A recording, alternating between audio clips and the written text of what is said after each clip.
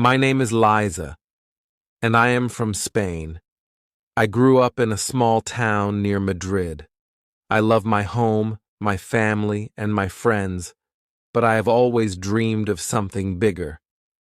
I want to learn English, and I want to see the world.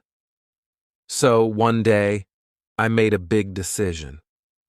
I would go to New York to learn English. It was not easy to make this decision.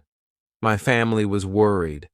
My mother especially did not want me to go so far away. Liza, she said, New York is a big city. You don't know anyone there. It's dangerous, and your English is not very good. How will you talk to people? But I was determined.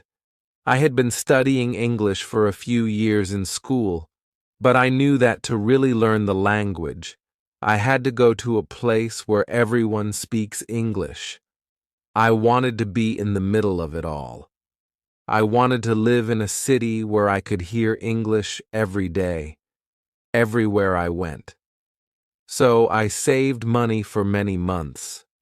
I worked part-time jobs, and I tried to practice my English as much as I could. Finally, the day came when I bought my plane ticket. I told my family that I was ready to go.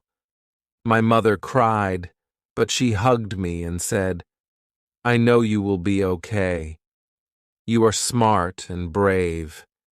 You will learn English, and you will have many adventures in New York." The flight to New York was long. I was nervous, but I was also excited. I had never been on a plane before, and I'd never been to the United States. As the plane flew over the ocean, I looked out of the window and saw clouds and water below. I tried to sleep, but it was hard. My mind was too busy thinking about what my life would be like in New York. When the plane finally landed, I looked out of the window again. This time, I saw tall buildings and many lights. It was night, and the city was glowing. I felt a little scared, but I reminded myself that this was my dream. I had to be brave. After the plane landed, I went to get my suitcase. There were many people in the airport, and everything was happening so fast. People were walking quickly, talking loudly, and looking at their phones. I felt a little lost, but I knew I had to keep going. I finally found my suitcase and followed the signs to leave the airport. Outside, I saw many yellow taxis lined up, waiting for people. I had read about New York's yellow taxis before, but now I was seeing them in real life. I walked up to one of the taxis and said, "Hello, I need to go to my hotel, please." The driver looked at me through the rearview mirror and smiled. "Where's your hotel?" he asked in English. His accent was strong, and I had a hard time understanding him at first, but I tried my best to listen carefully. I took out a piece of paper from my bag and showed him the address of my hotel. "Here," I said, "this is the address." He nodded and started driving. As we drove through the city, I looked out of the window in amazement. New York was so big. There were so many tall buildings and so many people walking on the streets.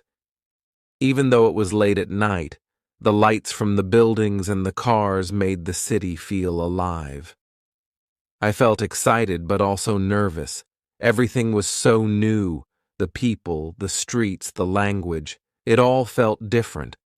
I knew this was where I wanted to be. But I also knew that it was going to be hard. I had to be strong and focused on my goal to learn English. When I arrived at my hotel, I thanked the taxi driver and checked in. The woman at the front desk smiled and said, "Welcome to New York. How can I help you?" Her English was fast, but I understood most of what she said. "Thank you," I replied, trying my best to speak clearly. "I have a reservation." She asked me for my name, and I gave her my passport. After a few minutes, she handed me my room key and pointed to the elevators. "Your room is on the 3rd floor," she said. "Enjoy your stay." I smiled and nodded. "Thank you." I took the elevator to my room. When I got inside, I felt relieved. The room was small but comfortable. There was a bed, a desk, and a window that looked out onto the street. I sat on the bed and looked around. This was my new home, at least for now. I was tired from the long flight, but I couldn't sleep. My mind was full of thoughts about the days ahead. Tomorrow, I would go to my new English school. I was excited to meet my teachers and my classmates. I hoped that they would be friendly, and I hoped that I would learn quickly. But at the same time, I was worried. What if my English wasn't good enough? What if I couldn't understand the teachers? What if I couldn't make any friends? These thoughts made me feel anxious, but I reminded myself that I had come to New York for a reason. I had a goal, and I had to work hard to achieve it. The next morning, I woke up early. I got dressed and looked at the map to find the way to my English school. It was about 20 minutes away from the hotel by bus. I felt a little nervous about taking the bus, but I knew I had to try. After all, I was here to learn, and that included learning how to get around the city. I walked to the bus stop and waited. There were many people at the bus stop, and everyone was talking in English. I listened carefully, trying to understand what they were saying, but it was difficult. Some people spoke very quickly, and others used words that I didn't know. When the bus arrived, I got on and found a seat near the window. As the bus drove through the city, I looked out and saw many different neighborhoods. Some areas were very busy with shops and restaurants on every corner. Other areas were quieter, with trees and parks. After a while, the bus arrived at the stop near my English school. I got off the bus and walked to the building. It was a tall building with many windows. I felt nervous as I walked inside, but I reminded myself that this was the reason I had come to New York. I was here to learn. Inside, I saw many other students. Some of them were from other countries, just like me. I heard people speaking in different languages, but most of the conversations were in English. I felt a little shy, but I knew that I had to talk to people if I wanted to improve my English. I walked up to the front desk and said, "Hello, I am here for my English class." The woman at the desk smiled and asked for my name. "Liza," I said. "Welcome, Liza," she said. "Your class is on the 2nd floor, in room 203. Just take the stairs and you will find it easily." "Thank you," I said, trying my best to sound confident. I walked up the stairs and found room 203. Inside, there were about 10 other students. They were sitting at desks, and there was a teacher at the front of the room. The teacher smiled when she saw me. "Hello," she said. "You must be Liza. Welcome to our class. Please take a seat." I smiled and found a seat near the back of the room. The other students looked at me and smiled. I felt a little nervous but also excited. This was my first day in an English class in New York. I was ready to learn. The teacher introduced herself. Her name was Ms. Johnson, and she spoke slowly and clearly, which helped me understand her better. She asked each of the students to introduce themselves, and when it was my turn, I said, "Hello, my name is Leza. I am from Spain, and I came to New York to learn English."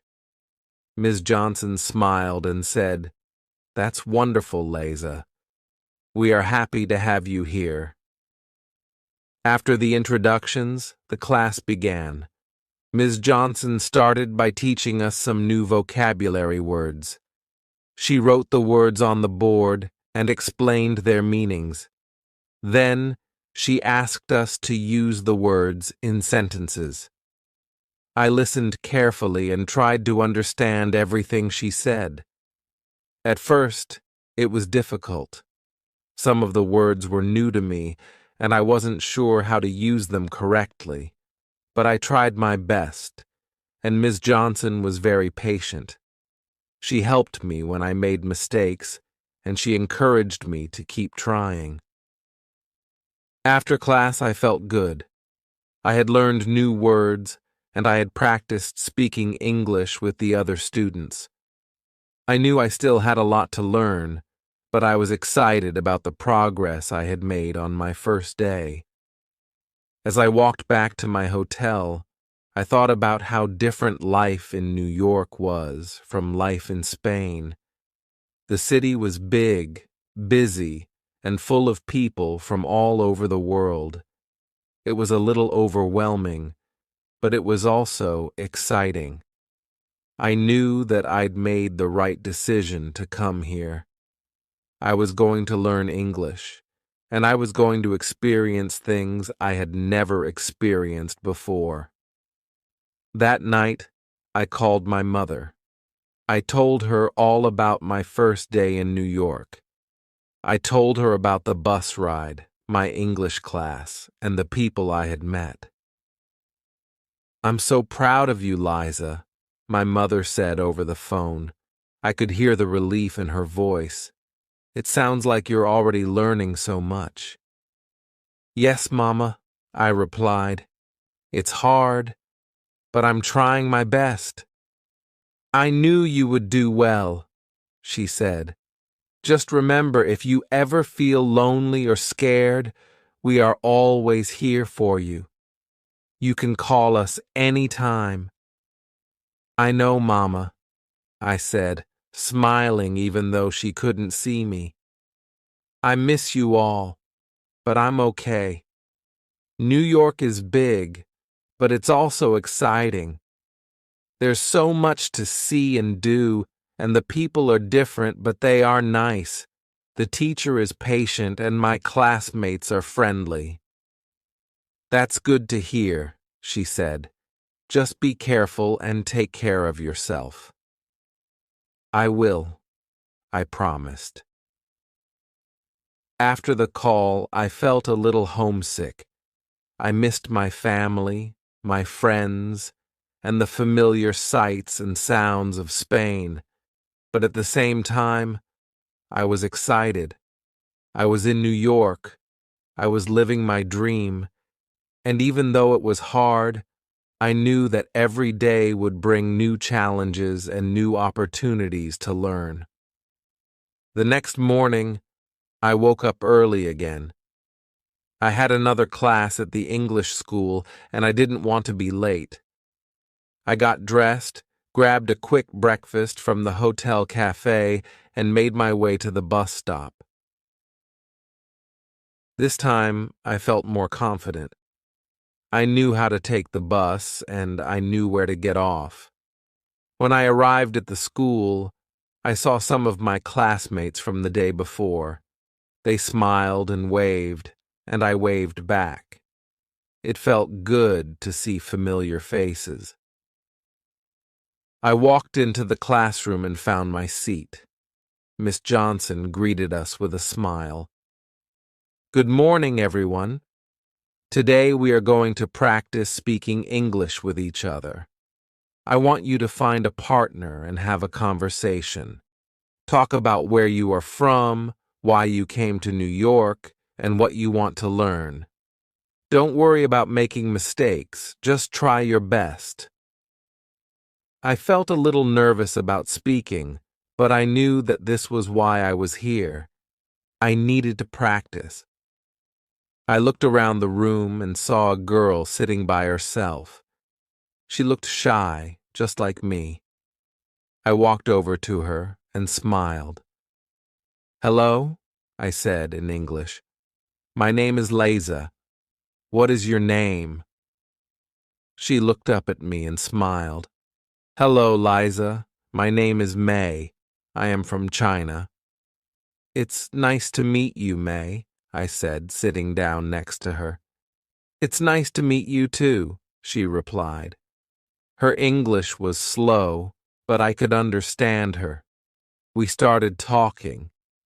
May told me that she had come to New York to study English so she could get a better job when she went back to China. She said that learning English was very important for her because many companies in China do business with people from other countries, and English is the language they use. I told her about why I had come to New York. I said that I wanted to learn English to travel and maybe even work in other countries. I told her that I loved New York, but that it was also a little scary because everything was so different. We talked for a while, helping each other with words we didn't know. Sometimes we used gestures or pointed to things to explain what we were trying to say. It was hard, but it was also fun. By the end of our conversation, I felt more confident in my ability to speak English. As the days passed, I continued to go to class every morning. Each day, we learned something new. Sometimes we practiced speaking, sometimes we learned new vocabulary, and sometimes we listened to recordings of people talking in English. Miss Johnson was always patient, and she made sure that we understood everything before moving on to the next lesson. I also started exploring the city more. After class, I would take long walks through the streets of New York, trying to practice my English with the people I met. I would stop at small shops and order food or ask for directions, even if I already knew the way. It was a little scary at first, but the more I practiced, the easier it became. One afternoon, I decided to visit Central Park. I had seen pictures of it before, but seeing it in real life was amazing. The park was so big, with tall trees, green grass, and beautiful lakes. There were people everywhere, jogging, walking their dogs, having picnics, or just sitting and relaxing. I found a quiet spot by a lake and sat down to watch the people go by. As I sat there, I thought about how far I had come. Just a few weeks ago, I was in Spain, dreaming about learning English and living in New York. Now I was here, living my dream. It wasn't easy, and there were still times when I felt homesick or scared, but I knew that I was growing and learning every day. I was becoming stronger, and my English was improving little by little. I took out my phone and called my mother. When she answered, I said, "Mama, guess where I am? I'm in Central Park." "Central Park?" she said, surprised. "That's the big park in New York, right?" "Yes," I said excitedly. "It's so beautiful here. I'm sitting by a lake, and there are so many people around. It's amazing." "I'm so happy for you, Liza," she said. "It sounds like you're really enjoying yourself." "I am," I replied. "It's not always easy, but I'm learning so much, and every day I feel more confident." "That's wonderful," she said. "Remember, we are always here for you. If you ever need anything, just call." I know, Mama, I said. Thank you. After the call, I sat for a while longer, enjoying the peacefulness of the park. I thought about all the things I had learned so far, and all the things I still wanted to learn. I knew that my journey was just beginning, but I felt ready for whatever came next. That evening, when I returned to my hotel, I decided to write in my journal. I had brought a small notebook with me from Spain, and I had been writing in it every night since I arrived in New York. I wanted to remember everything about this experience, the good times, the challenges, and everything I learned. I wrote about my first day in the city, my English classes, and my conversations with May.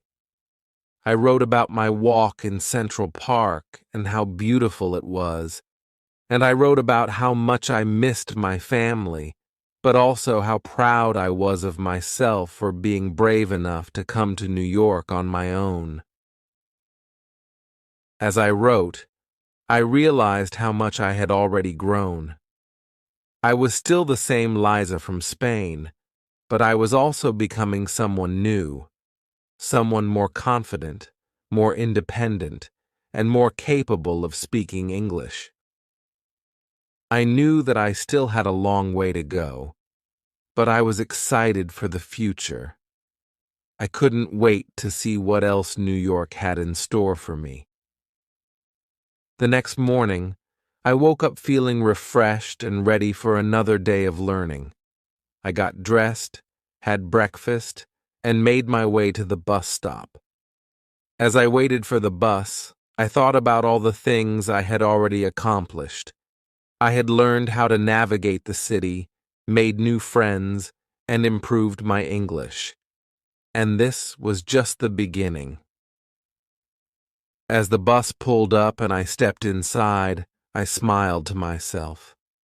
I was in New York, living my dream, and I was ready for whatever came next. This was just the start of my adventure, and I knew that there were many more exciting things ahead. End of Chapter 1. This chapter introduces Liza's arrival in New York, her first experiences in the city, and her initial steps in learning English. It captures her excitement, nervousness, and determination to succeed in this new environment, while showcasing her interactions with other students and her gradual confidence in using English in everyday situations. Chapter 2. Discovering New York. The next few weeks in New York were a mix of excitement, challenges, and discoveries. Every day, I woke up early, eager to learn something new. I started to fall into a routine, waking up, getting ready for class, taking the bus to my school, and spending a few hours improving my English.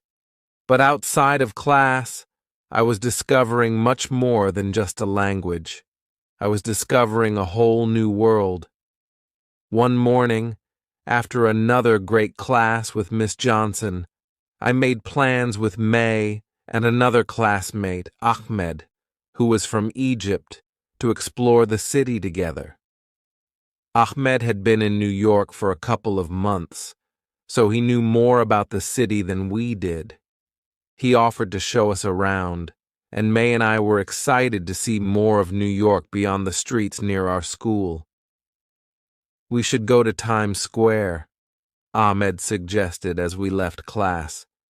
It's one of the most famous places in the world, and it's not far from here.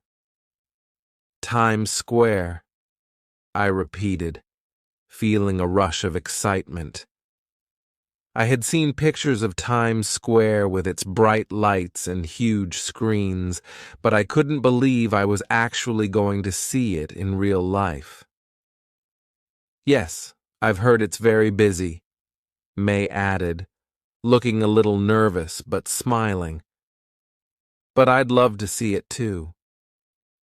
We agreed to meet after lunch, and I went back to my hotel to eat and change into something more comfortable for walking. As I sat at the small table in my room, eating a sandwich I had picked up from a nearby cafe, I thought about how lucky I was to have met friends like May and Ahmed. It made the big city feel a little less scary. Later that afternoon, we met at a subway station near our school. Ahmed had already figured out which train we needed to take. This was my first time riding the subway, and I was both excited and nervous. The subway was a huge part of New York City life, but I had heard that it could be confusing, especially for newcomers like me. "Don't worry, Liza," Ahmed said with a smile as we walked down the stairs to the platform. "I'll show you how it works. It's not too hard once you get used to it." I nodded, grateful for his help. The subway station was crowded with people rushing to catch trains. The sounds of footsteps, voices, and trains screeching on the tracks filled the air. I could feel the energy of the city all around me. Ahmed showed us how to buy a Metro card and how to swipe it at the turnstile. After a few tries, I managed to do it right and followed him and May onto the platform.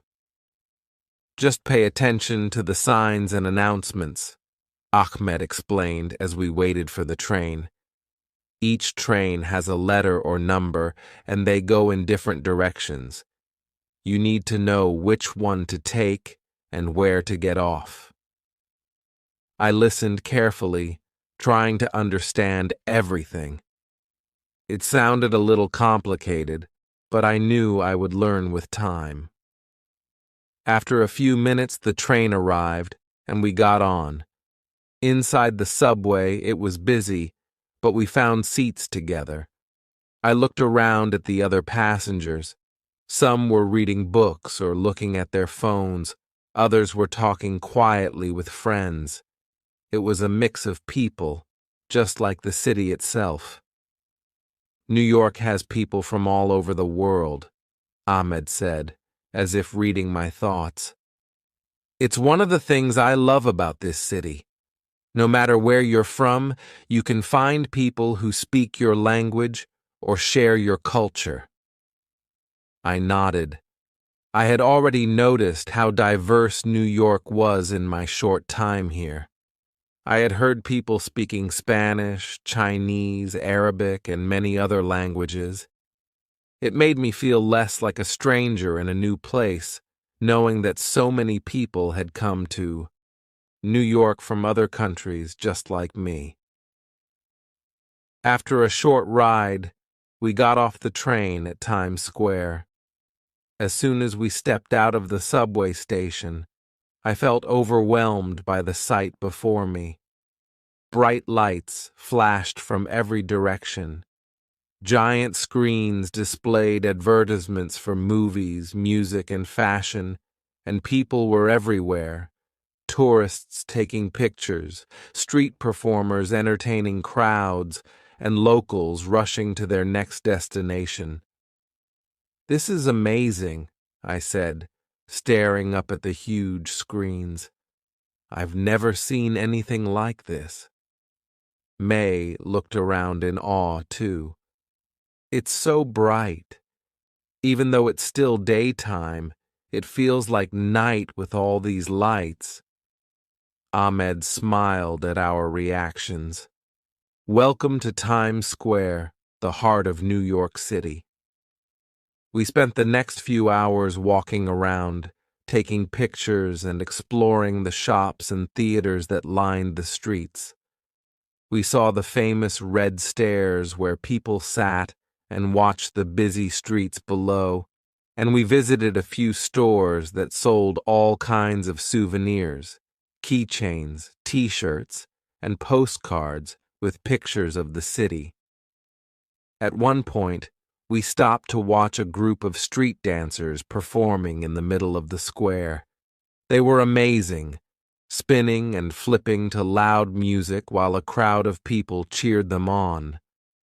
I couldn't believe how much talent there was on the streets of New York. "This city never stops," Ahmed said as we watched the dancers. "There's always something happening, no matter what time it is." He was right. Even though it was getting late, Times Square was still full of life. It was a little overwhelming, but in a good way. I felt like I was in the center of the world, surrounded by energy and excitement. By the time we decided to head back, it was dark, but the lights of Times Square were as bright as ever. We walked back to the subway station, tired but happy. As we rode the train back, I thought about how much I had seen and learned in just one afternoon. Back at my hotel, I lay in bed, still thinking about Times Square and the incredible energy of the city. I had only been in New York for a few weeks, but already it felt like I was experiencing so much. Every day brought something new, and every day I felt like I was growing, not just in my English skills, but as a person. The next day, back in class, Miss Johnson asked us to write about our experiences in New York so far. I was excited to write about my trip to Times Square, but I also wanted to write about how I was feeling. I was proud of myself for coming to New York and for facing all the challenges that came with living in a new country. As I wrote, I thought about how much I had learned. My English was improving little by little, and I was starting to feel more confident when I spoke. I still made mistakes, but that was okay. Every mistake was a chance to learn. Miss Johnson walked around the room, checking on each student. When she reached my desk, she smiled and asked, "How's it going, Liza?" "It's good," I replied. "I'm writing about my trip to Times Square. It was amazing." "That's great," she said. "I can't wait to read it." After class, I showed my story to May and Ahmed. We laughed as we remembered our adventure, and Ahmed promised to take us to more places in the city soon. There was still so much to see: Central Park, the Empire State Building, the Statue of Liberty. I couldn't wait to explore more. Over the next few weeks, I settled into my life in New York. I continued to go to class, study, and practice my English with May, Ahmed, and my other classmates. We explored more of the city together, visiting museums, parks, and famous landmarks. Each day, I felt more comfortable in my new surroundings. I was learning to navigate the subway on my own, and I was even starting to have small conversations with people in English outside of class. Whether it was ordering food at a cafe, asking for directions, or chatting with my classmates, I was practicing every chance I got. One evening, as I walked back to my hotel after class, I realized something. New York no longer felt like a foreign place. It was starting to feel like home. Chapter 3: Building Confidence in a New City. As the days turned into weeks, I became more comfortable with my life in New York. Every day was a new adventure, and every conversation was a chance to improve my English. I was beginning to feel like I could handle anything the city threw at me. Of course, there were still moments of doubt and homesickness, but I was learning how to overcome them. One morning, I woke up feeling especially excited. Miss Johnson had announced that we were going to have a special project in class. We were going to form small groups and give a presentation on any topic we chose. It could be about something related to our home countries, something we had learned in New York, or even something about ourselves. The goal was to practice speaking in front of others using the English we had learned so far. When I got to class, I saw that everyone was buzzing with excitement. May and Ahmed were already talking about what they might present. May said she wanted to talk about Chinese food and how different it was from what she had seen in New York. Ahmed was thinking about doing a presentation on Egyptian history. "What about you, Liza?" May asked as I sat down next to her. "What are you going to talk about?" I hadn't decided yet, but I knew I wanted to choose something that felt personal and meaningful to me. I thought about Spain, my family, and my experiences so far in New York. Then an idea popped into my head. "I think I'll talk about my journey to New York," I said, "about why I decided to come here and what I've learned since I arrived." "That sounds great," Ahmed said. "You've had such an interesting experience already. I'm sure everyone will love hearing about it." I felt a little nervous about the idea of giving a presentation in front of the whole class, but I knew that this was an important step in improving my English. It was one thing to practice with my friends, but speaking in front of a group was something else entirely. Still, I was determined to do my best. Over the next few days, I worked on my presentation. I started by writing down some key points that I wanted to talk about. I thought about how I could explain why I had chosen to come to New York, how I felt when I first arrived, and what challenges I had faced. I also wanted to share how much I had learned and how grateful I was for the experience. As I wrote, I realized that this was more than just a presentation. It was a chance for me to reflect on my journey. When I first arrived in New York, everything had seemed so big and overwhelming. But now, I was starting to feel more confident. I had made friends, I had learned how to navigate the city, and I was improving my English every day. The night before the presentation, I practiced in front of the mirror in my hotel room. I spoke slowly and clearly, trying to remember all the things Miss Johnson had taught us about pronunciation and sentence structure. It wasn't perfect, but I was proud of how much progress I had made. The next day, I arrived at class feeling a mix of excitement and nervousness. Miss Johnson greeted us with her usual warm smile and explained that we would take turns giving our presentations. Each group would have about 10 minutes to speak, and then the class would have a chance to ask questions. I was paired with May and Ahmed, and we were scheduled to go after a few other groups. As I watched the first presentations, I felt my nerves building.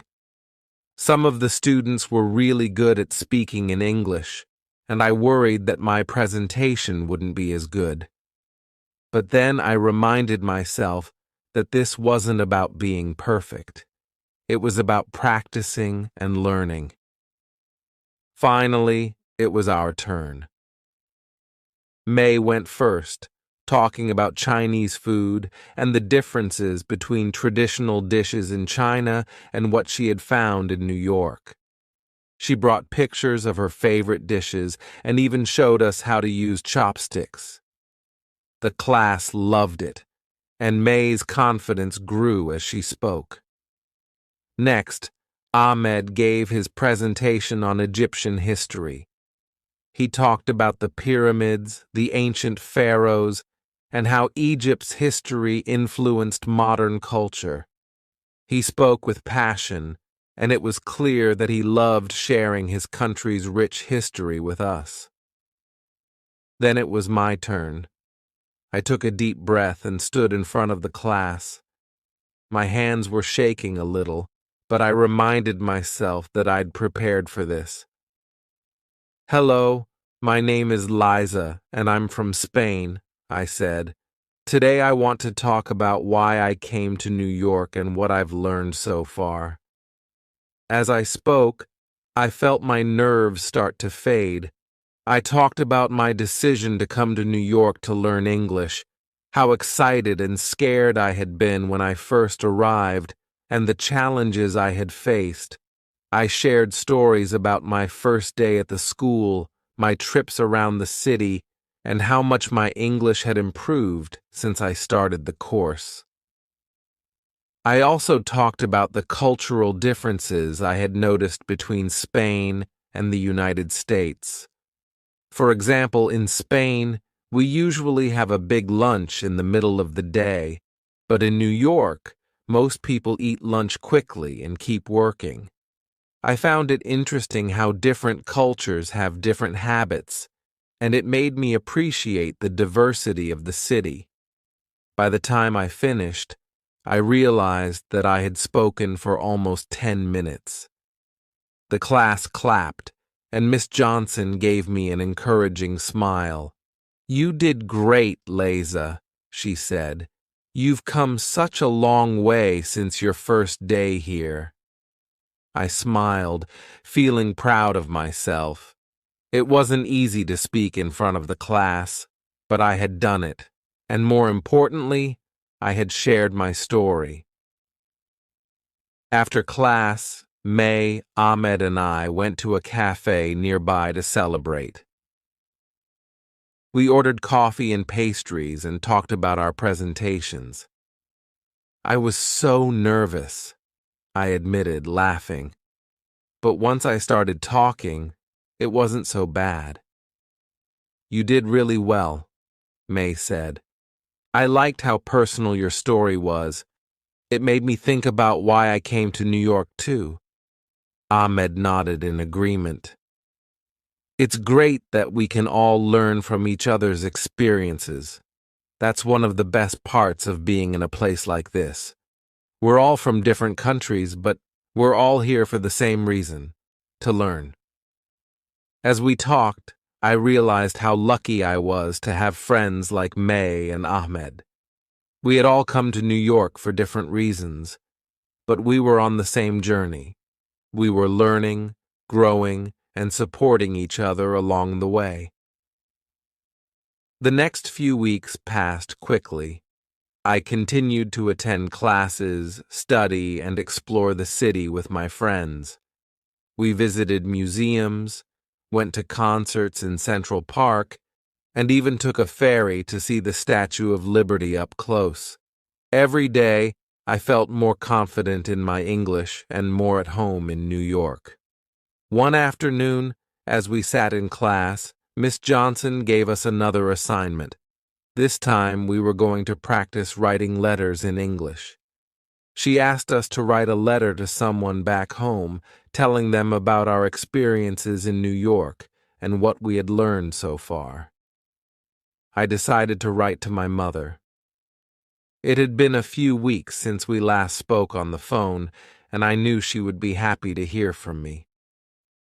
"Dear Mama, I hope you're doing well.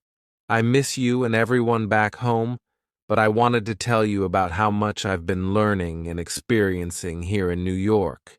Every day is an adventure, and I'm getting better at speaking English. I even gave a presentation in front of my whole class. I've made some great friends, May from China and Ahmed from Egypt. We've been exploring the city together and learning so much about each other's cultures. I love how diverse New York is. There are people from all over the world here, and it makes me feel like I'm part of something bigger. There are still times when I feel homesick, but I know that I'm growing and learning every day. I'm so grateful for this opportunity, and I can't wait to tell you all about it in person when I come home. Love, Liza. After writing the letter, I felt a sense of peace. I knew that my family was proud of me, and I was proud of myself, too. I had come to New York to learn English, but I was learning so much more than just a language. I was learning about the world, about other cultures, and about myself. As the weeks went on, I continued to work hard in class and explore the city. My confidence grew with each passing day, and I felt more comfortable speaking English with everyone I met. I knew that I still had a lot to learn, but I was excited for the journey ahead. And I was excited to see what it was like. We met at the subway station near our school early on a Saturday morning.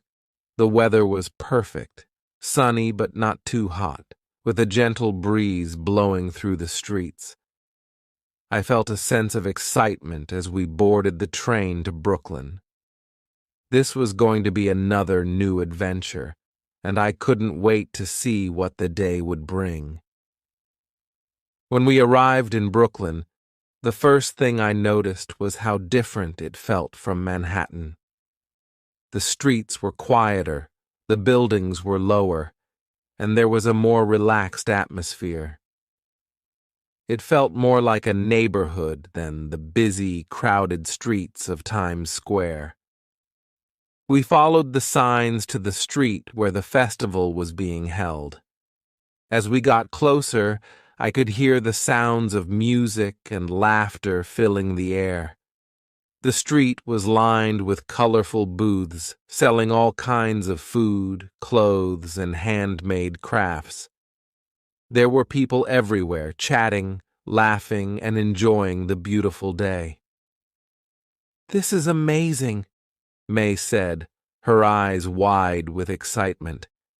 "I've never seen anything like this." Ahmed nodded. Street festivals are a big part of life in New York. People from all over the city come to these events to celebrate different cultures, try new foods, and just have fun. I smiled, feeling the energy of the crowd around me. This was exactly what I loved about New York: the diversity, the excitement, and the sense that anything could happen. As we walked through the festival, we stopped at different booths to try food from all over the world. We sampled tacos from Mexico, dumplings from China, falafel from the Middle East, and even churros, which reminded me of home.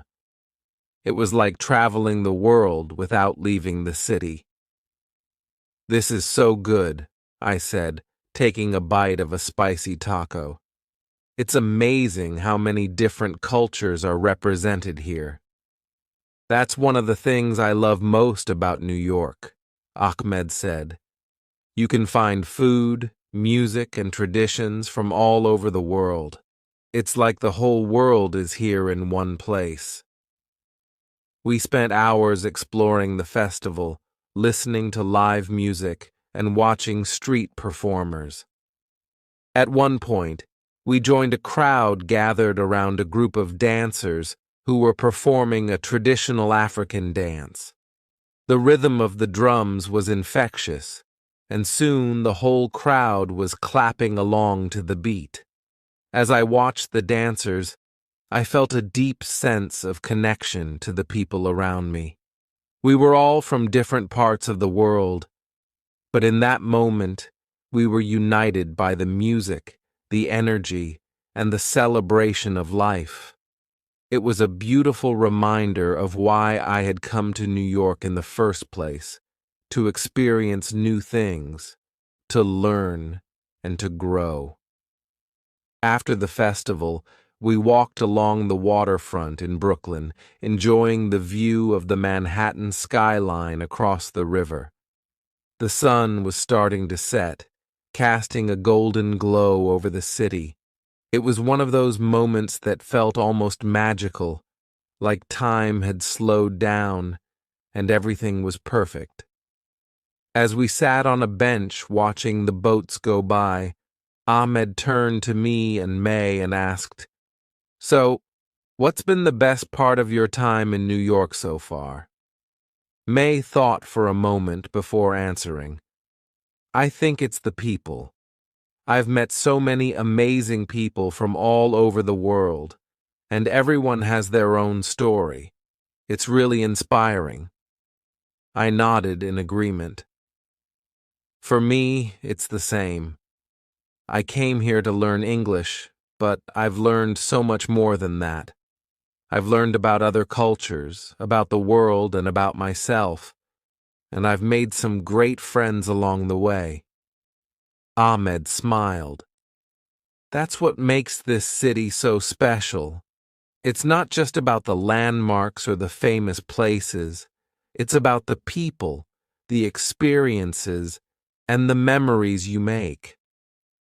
I looked out at the skyline, feeling a deep sense of gratitude for everything I had experienced so far. New York had already taught me so much, and I knew that there was still so much more to learn. Every day was a new opportunity, and I was excited to see where the journey would take me next. As the weeks passed, I continued to explore the city and immerse myself in its culture. I visited museums, attended concerts, and even went to a Broadway show with May and Ahmed. It was amazing to see the talent and creativity that filled every corner of New York. One evening, after a long day of exploring, I sat in my hotel room thinking about how much my life had changed since I arrived. I had grown more confident in my English, I had made new friends, and I had experienced things I never thought I would. But there was still a part of me that missed home. I hadn't spoken to my family in a while, so I decided to call my mother. When she answered the phone, I could hear the excitement in her voice. "Liza, how are you, cariño?" she asked. "I'm good, Mama," I said, smiling. "I've been really busy, but I'm learning so much. How is everything at home?" We talked for a while, catching up on what was happening in Spain and how my family was doing. My mother was happy to hear about all the things I had been experiencing in New York, but I could tell that she missed me. I missed her too, but I knew that this was where I needed to be. "I'm so proud of you, Liza," my mother said before we ended the call.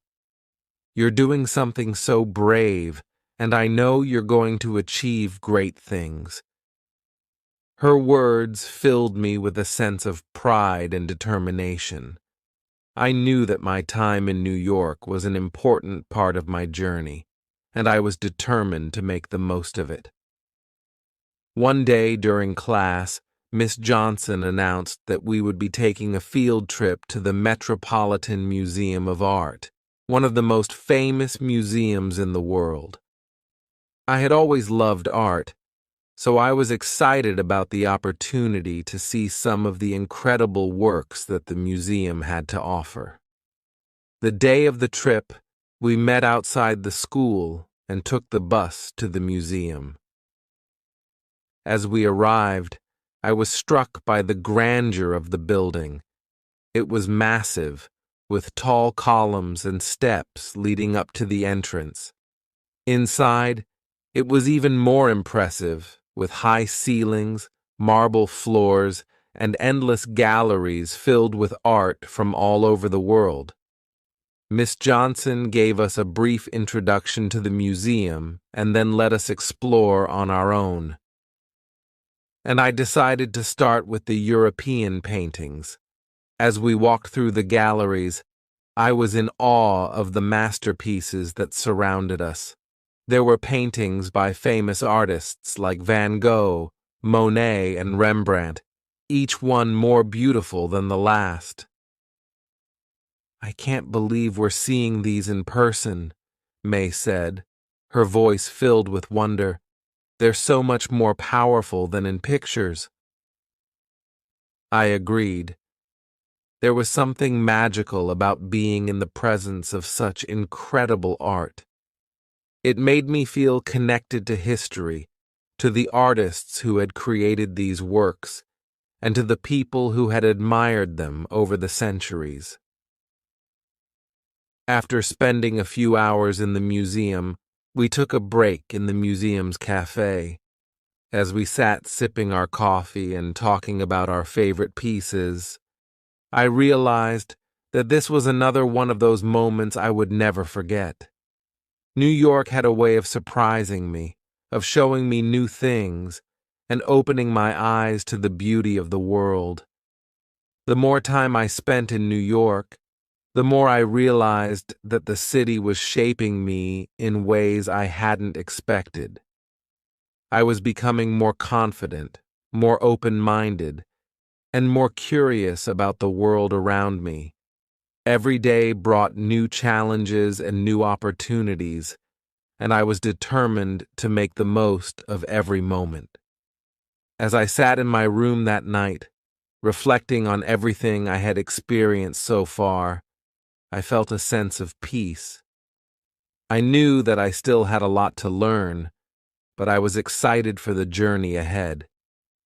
New York had already taught me so much, and I couldn't wait to see what else it had in store for me.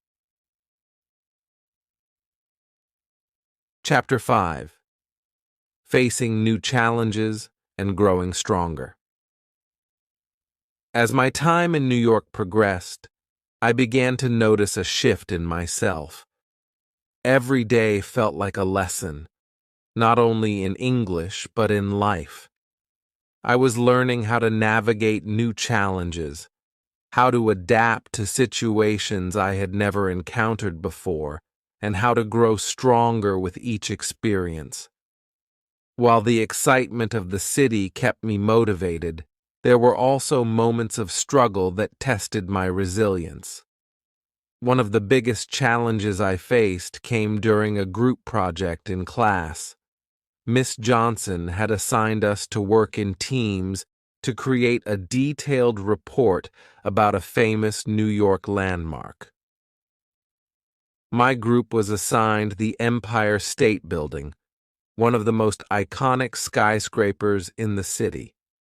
At first, I was excited about the project because I'd always wanted to learn more about the building. But as the days went on, I realized that this project was going to be harder than I expected. Our group consisted of 4 students: May, Ahmed, a girl from Brazil named Sophia, and me.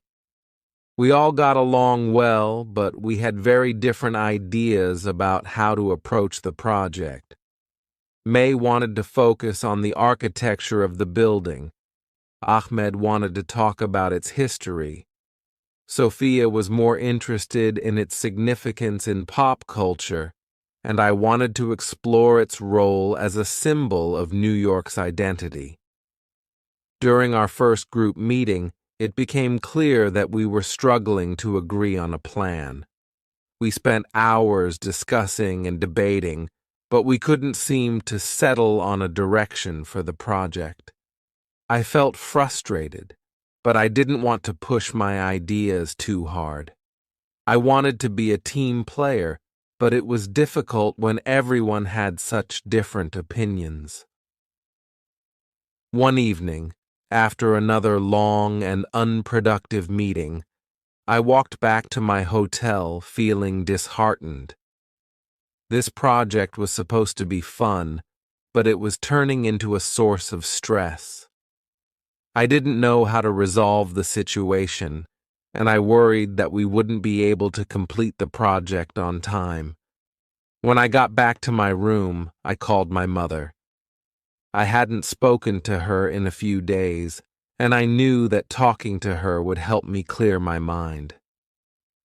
"Mama, I'm having a hard time with this project," I said, explaining the situation to her. My mother listened patiently, and when I finished, she gave me some advice that helped me see things more clearly. "Liza, sometimes in life you have to take charge, even if it's uncomfortable," she said. "You're learning, and part of that process is learning how to work with others. But if you feel strongly about something, don't be afraid to speak up. You have a voice and your ideas matter." Her words gave me the confidence I needed to approach the next group meeting with a fresh perspective. I realized that I didn't have to be passive. I could help guide the group toward a compromise that worked for everyone.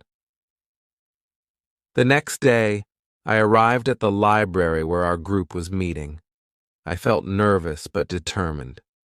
As we sat down to start our discussion, I took a deep breath and spoke up. "Guys, I know we've been struggling to agree on a direction for the project," I said, "but I think we can find a way to include everyone's ideas. The Empire State Building is an important landmark, and it has a rich history.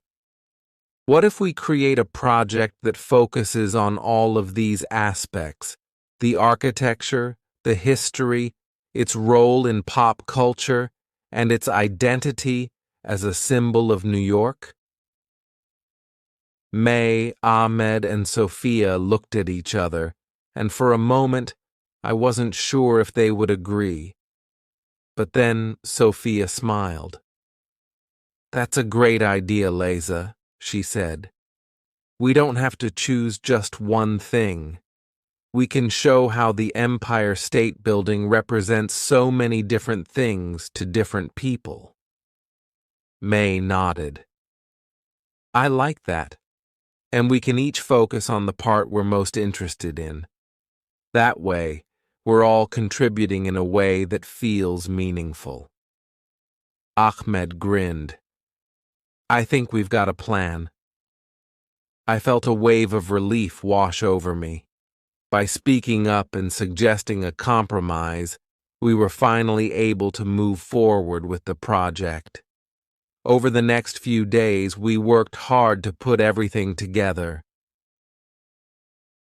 May focused on the architecture, Ahmed on the history, Sophia on pop culture, and I tied it all together by exploring how the Empire State Building had become a symbol of New York's resilience and ambition. On the day of the presentation, I felt a mixture of excitement and nervousness. We had spent so much time preparing, and I wanted everything to go smoothly. As we stood in front of the class, I felt a sense of pride in our work. We had overcome our differences and created something we were all proud of. May started the presentation by talking about the unique design of the building and how it was constructed in just over a year. Ahmed followed with the story of the building's opening during the Great Depression and how it had become a symbol of hope for the city. Sophia talked about the many movies and TV shows that had featured the Empire State Building, from King Kong to Sleepless in Seattle. Finally, I spoke about what the building represented to New Yorkers and visitors alike: a symbol of the city's ambition, strength, and spirit. As I spoke, I felt my confidence growing. I realized that this project had taught me more than just facts about a building. It had taught me how to work with others, how to navigate challenges, and how to speak up for myself. By the time we finished, the class applauded, and Miss Johnson gave us positive feedback on our teamwork and presentation. "I'm proud of you all," she said. "You took a complex topic and made it interesting, informative, and engaging. Well done." I smiled, feeling a sense of accomplishment. We had done it, and I had grown in the process. After the presentation, my friends and I celebrated with a trip to a small Italian restaurant in the East Village. We sat outside under the twinkling lights, enjoying pizza and pasta, and reflecting on how far we had come. "I'm glad we were able to work it out," May said.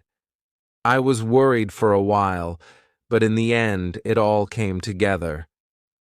"I think we all learned something," Ahmed said, taking a bite of his pizza.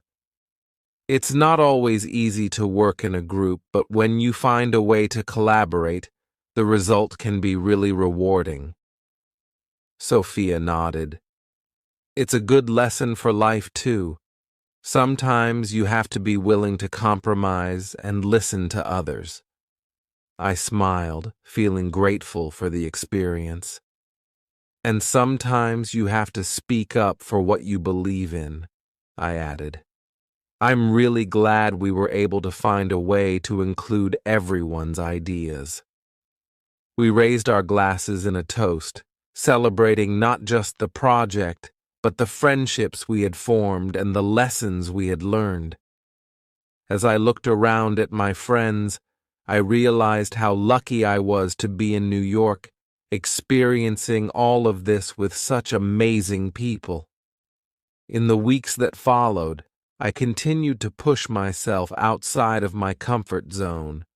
I started volunteering at a local community center, helping other newcomers to the city practice their English. It was a rewarding experience, and it gave me a chance to give back to the city that had already given me so much. One evening, as I walked through Central Park after class, I thought about how much I had grown since I first arrived in New York. When I had stepped off the plane, I had been nervous and unsure of what to expect, but now I felt like I was becoming a part of the city. I had made friends, faced challenges, and learned more than I ever thought possible. But there was still so much more to explore, so much more to learn, and I was ready for whatever came next. Chapter 6. Discovering the Heart of New York. As I became more comfortable in New York, I started to feel like I was truly part of the city. Every day brought new experiences, new challenges, and new opportunities to grow. The more I explored, the more I realized that New York was more than just a place to learn English. It was a place to learn about life. One weekend after finishing our group project, May, Ahmed, Sophia, and I decided to take a trip to explore more of the city. We had all been so focused on our studies that we hadn't had much time to just enjoy the city and see the sights, so we made a plan to visit some of the places that make New York so special. We started our day at the iconic Statue of Liberty. Although it was a famous tourist attraction, none of us had visited it yet. Taking the ferry from Battery Park was a new experience in itself.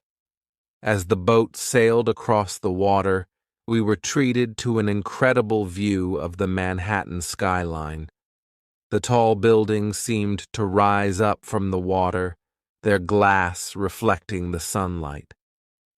"It's beautiful," I said, leaning against the railing and taking in the view.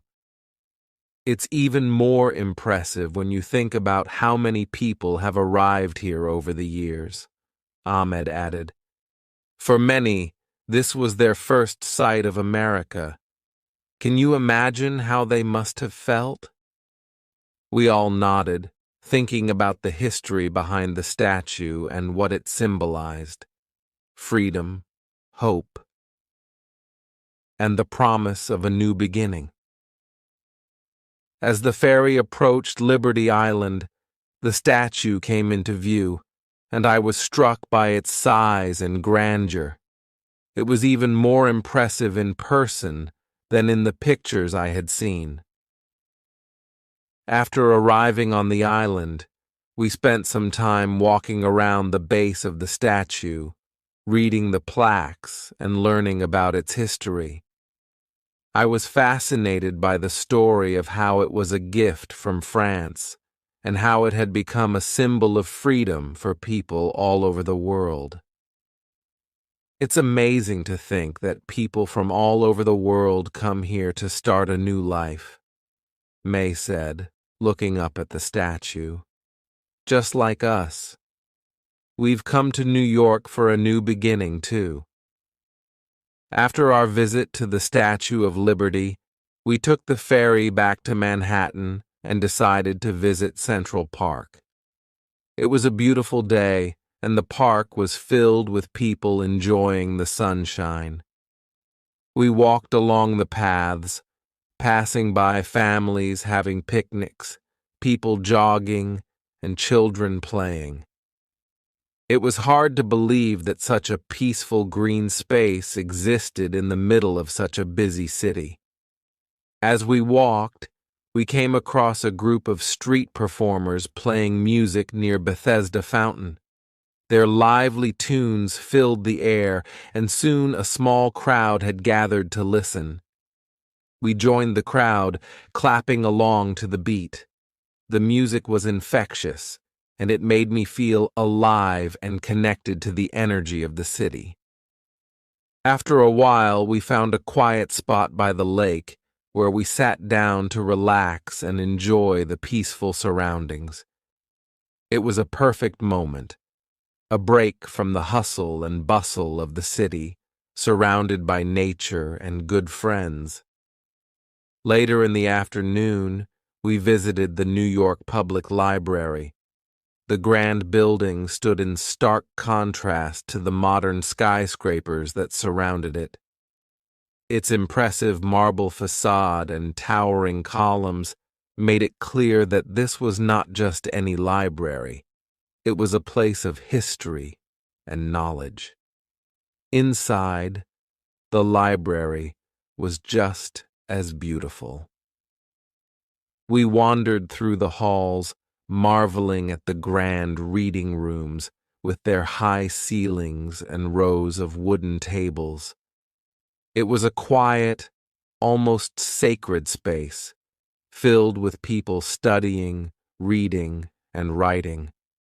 I imagined what it would have been like to study here every day, surrounded by books and the rich history of the city. We took some time to explore the exhibitions, learning about the history of the library and the rare books and manuscripts housed there.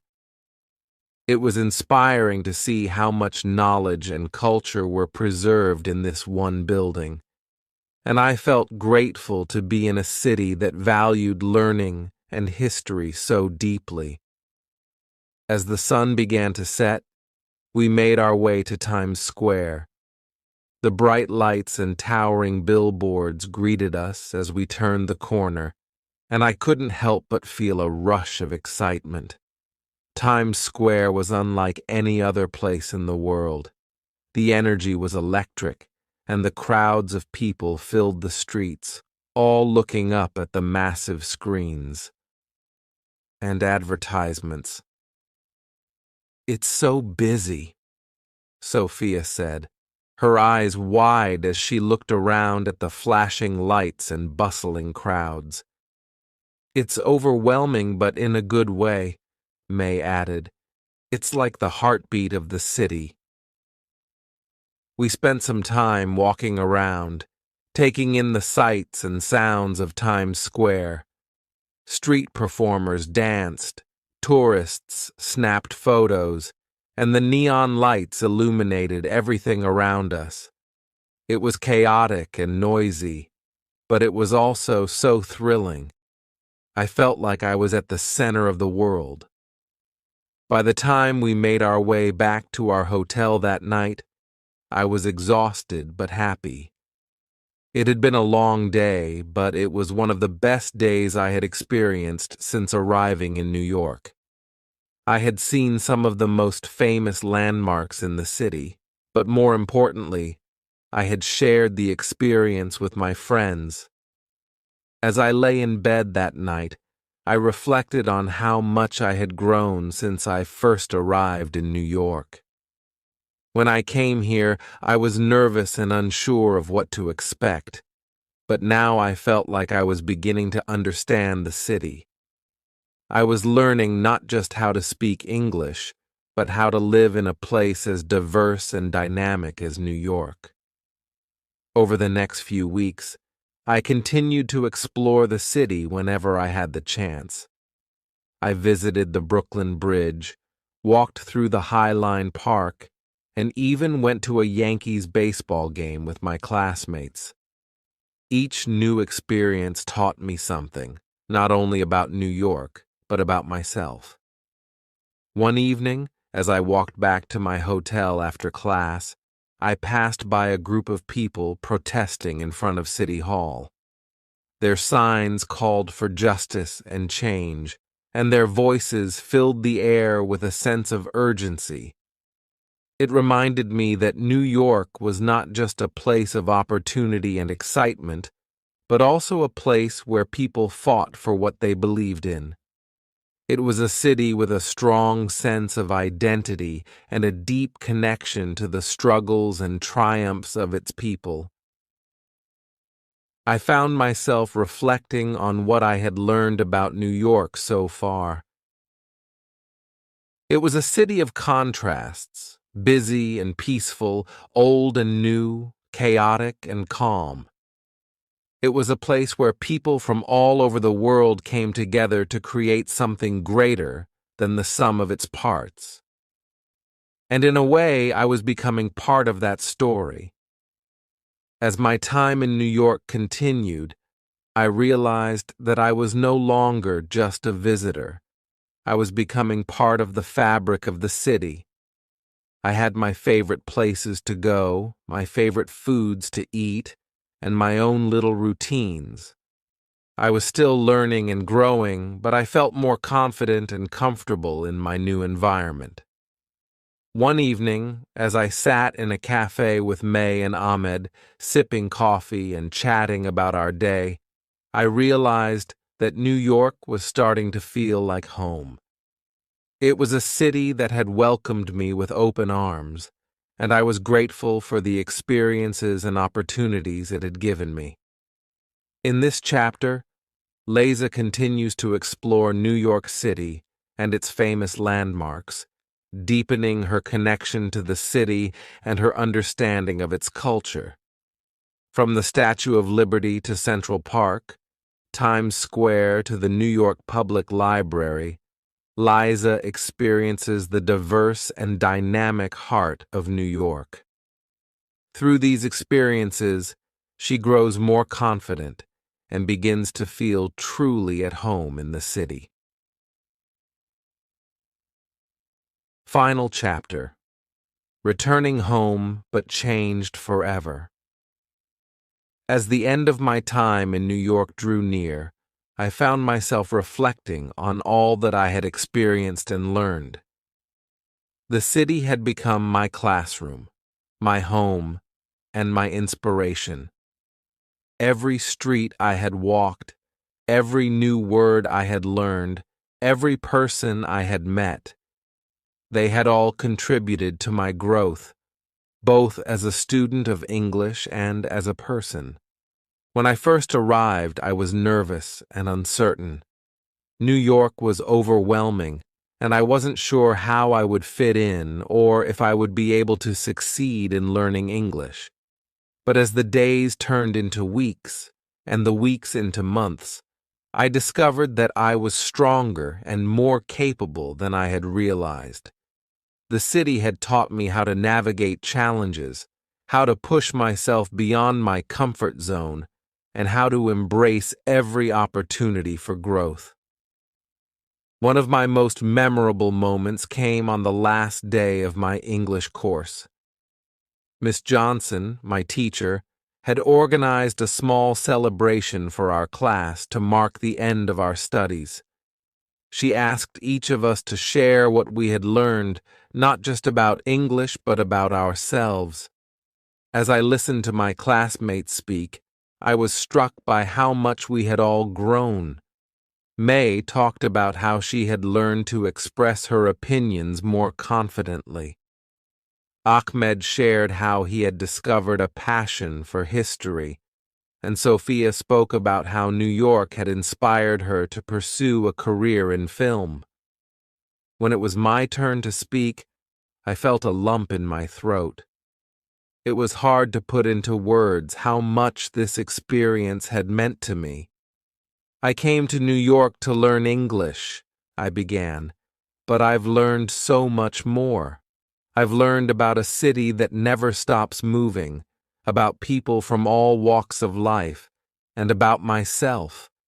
I've learned that I'm stronger than I thought, that I can face challenges and overcome them, and that sometimes the biggest lessons come from the smallest moments. I paused, looking around at my classmates and friends. This experience has changed me. I'll take everything I've learned here, about language, about life, about friendship, and carry it with me wherever I go. New York has become a part of me. After the celebration, I took a final walk through the city, visiting all the places that had become important to me.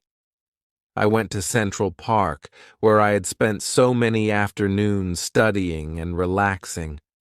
I walked through Times Square one last time, taking in the bright lights and the energy of the city. I passed by the cafe where I had spent countless hours with May and Ahmed, and the library where I had found inspiration in its grand halls. As I walked, I felt a mix of emotions, sadness at leaving, but also a deep sense of gratitude for everything New York had given me. I knew that I was not the same person I had been when I arrived. I had grown not only in my ability to speak English, but in my confidence and understanding of the world around me. The day I boarded the plane back to Spain, I looked out the window as New York disappeared beneath the clouds. I felt a sense of closure, but also excitement for what lay ahead.